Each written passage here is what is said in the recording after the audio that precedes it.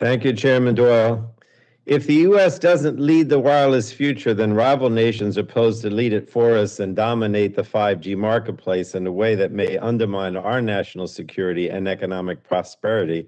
And China, as we know, has built the world's largest 5G network, and suspect communications provider Huawei currently leads the global market share for 5G base stations. According to reports, China has more 5G subscribers than the U.S. It has more widespread 5G coverage, and its connections are on average faster than ours.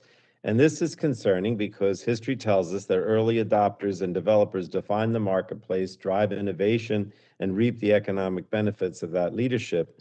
And as we saw with 4G, the global technological leaders in a given field can define that technology and how it's used. With 4G, we saw the benefits of that in the booming app economy that was created. We all know the positives and the negatives created by the tech boom.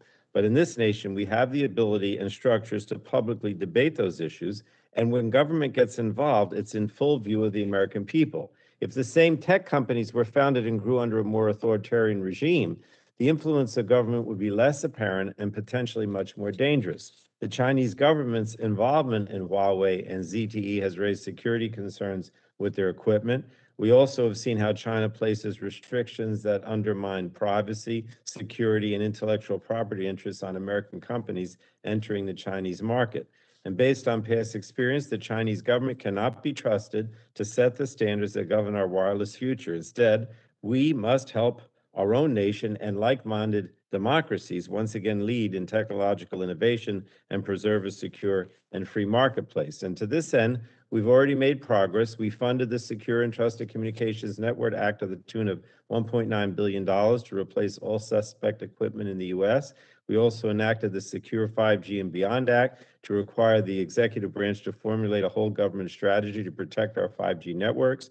And I'm also encouraged by President Biden's focus on expanding U.S. leadership. The administration's support of Doreen Bogdan-Martin to lead the International Telecommunications Union demonstrated a commitment to a more inclusive and sustainable global digital landscape. And just last week, President Biden welcomed Japanese Prime Minister Suga to the White House, where they agreed to work jointly on the rapid development of 5G technologies. And in that vein, we enacted the USA Telecom Act last year to help fund the promotion of Open RAN networks that can be used to finally bring the United States and more of our allies into the business of manufacturing network equipment. Congress must nevertheless fund this legislation so we can promote and deploy this critical technology to create American jobs here at home and building the networks of the future. We also need to make sure that all providers, including small providers and communities, have the resources and technical assistance to leverage this technology.